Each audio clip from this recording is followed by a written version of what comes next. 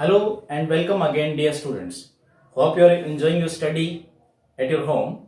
The topic for the day is poetry section of our book Beehive. The first poem of the syllabus is The Road Not Taken.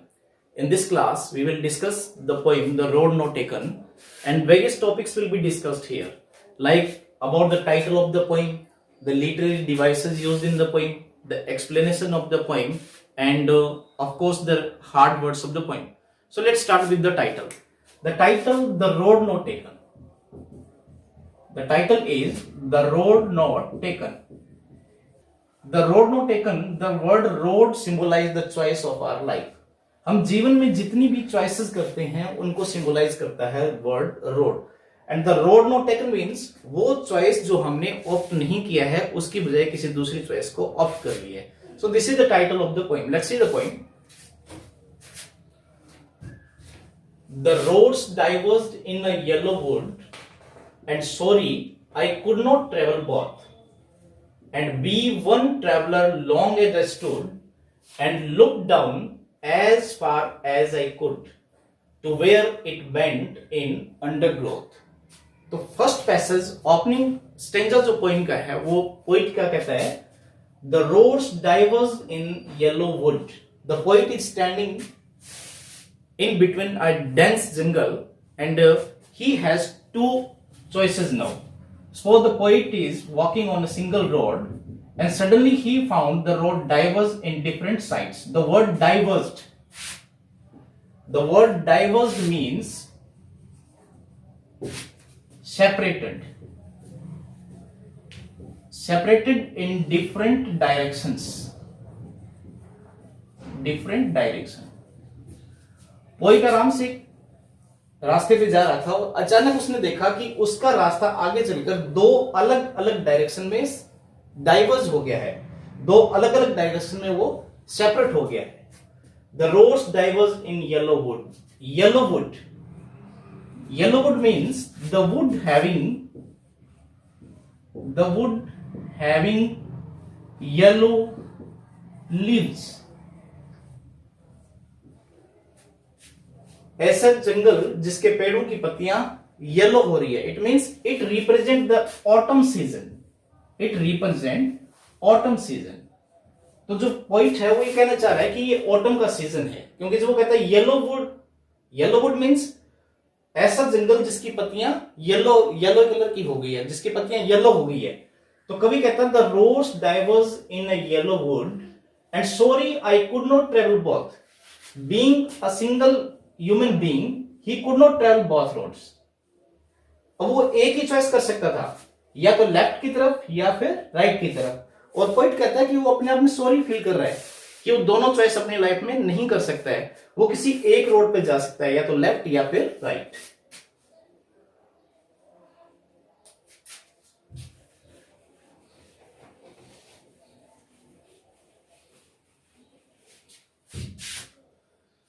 And looked down as far as I could to where it bent in undergrowth. और poet कहता है कि वो वहां पर एक जगह पर खड़ा रह गया और उसने जहां तक हो सकता था दोनों सड़कों को, दोनों रोड्स को जहां तक वो देख सकता था देखा. To where it bent in undergrowth. और कहता है कि दोनों रोड्स जो उसके सामने थे वो एक डेंस जंगल में जाकर के गायब हो गए. तो पहले हार्ड वर्ड्स देखते हैं. Divorced. Diverse means separated in different directions. अलग अलग डायरेक्शन में एक रास्ते का डाइवर्स हो जाना. Yellow wood. It symbolise autumn. The wood having yellow leaves. यानी कि ऐसा जंगल जिसकी पत्तियां पीली होना स्टार्ट हो गई है, ऑटम सीजन स्टार्ट हो गया है. Undergrowth. Undergrowth. Undergrowth means dense jungle. Dense with trees और bushes. तो फर्स्ट स्टेंजा सीधा मैसेज है कि पोइट किसी रास्ते से जा रहा है, जंगल में है वो, और जंगल कैसा है, येलोइंग, या ऐसा जंगल जिसमें ऑटम का सीजन स्टार्ट हो गया है। The poet was walking on the road and suddenly he found the road diverged in different sides and actually he was alone. He could not travel on both roads. तो वो एक जगह खड़े होकर के पहले दोनों रोड्स को देखता है। वो कहता है the roads bent under growth. जैसे जैसे ये रोड उसने देखा कि आगे चल करके रोड जो वो गहरे जंगल में जाकर के गायब हो गई है। Then took the other just as fair and having perhaps the better claim. बहुत सोचने के बाद कोई कहता है then took the other just as fair. उसने देखा कि पहली वाली रोड और दूसरी वाली रोड दोनों एक जैसी है, just as fair, and having perhaps the better claim. और उसने क्या सोचा कि दोनों में से जो भी वो क्लेम करेगा वो क्या होगा, बेटर होगा। Because it was grassy and wanted wear. उसमें से एक रोड जो चलना चाह रहा है उसने देखा कि वो ग्रासी थी और उस पे बहुत कम लोग चले हुए थे। Though as far that the passing there had warned them really about the same. हालांकि जब वो उस रोड पे चलता है, किसी एक रोड पे आगे चल करके देखता है कि दोनों रोड जो थे वो शुरू में अलग अलग लग रहे थे, आगे चलने के बाद दोनों एक जैसे थे। तो पहले इसके हार्ड वर्ड्स देखते हैं। As fair means पहले की तरह, पहले के जैसा। बेटर क्लेम, पहले क्लेम से अच्छा। दोनों में से जो उसने क्लेम किया था, जो उसने चॉइस की थी, वो पहली चॉइस से उसकी अच्छी रही होगी। Wanted wear means less travelled. Wanted wear less travelled, जिस पर बहुत कम लोग चले हैं। Gracy, grassy means having grass on the road. Having grass on the road.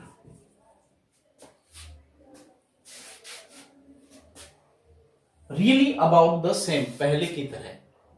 तो दूसरे पैसेज में, दूसरे स्टेंजा में पोइट कहना चाह रहा है कि उसने बड़ी देर सोचा एक रोड पे खड़े होकर के कि कौन से रोड को उसको चॉइस की जाए। बड़े अच्छे से उसने दोनों को ध्यान से देखा और उसमें से उसने पहली वाली रोड को अपना चॉइस बनाया और उस पर उसने चलना स्टार्ट कर दिया।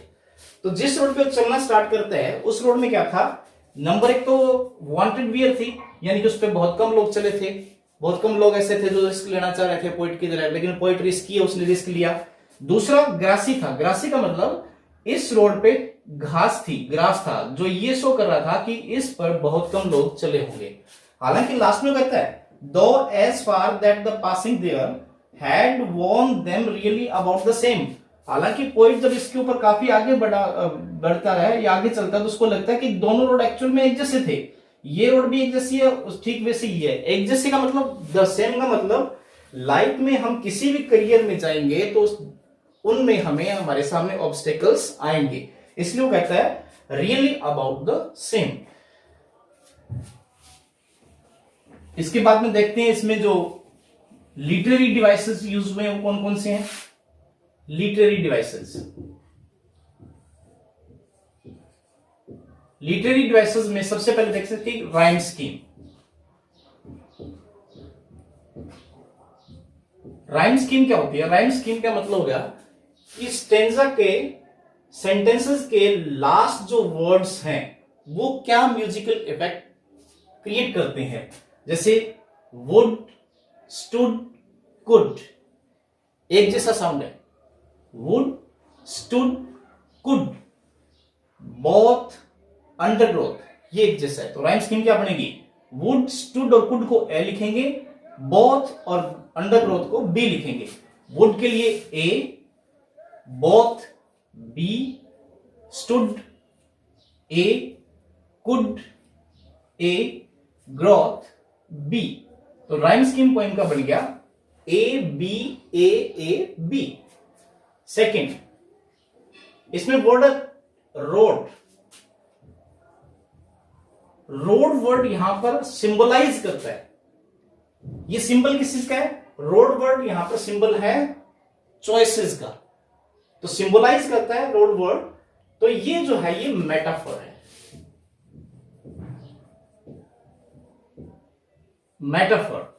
मेटाफर का मतलब होता है जब हम किसी दो क्वालिटीज को कंपेयर करते हैं। यहां पर रोड को कंपेयर किया गया है लाइफ के चॉइस से, जो हम चॉइस करते हैं। थर्ड इसमें लिटरेरी डिवाइसेस देखो, रिपीट हो रहा है एंड। तीन सेंटेंसेस एक ही वर्ड से रिपीट हो रहे हैं, तो ऐसी कोई भी सिचुएशन जब होती है तो उसको हम बोलते हैं एनाफोरा। क्या बोलते हैं? एनाफोरा। दोबारा फिर समझें, एनाफोरा का मतलब है जब कंसेक्यूटिव सेंटेंसेस सेम वर्ड से स्टार्ट होते हो। सेंटेंस नंबर 2 में एंड, थर्ड में एंड और फोर्थ में एंड। अगर sentences consecutive sentences same word से स्टार्ट हो तो वहां पर जो डिवाइसेस होगी वो क्या होगी? एनाफोरा।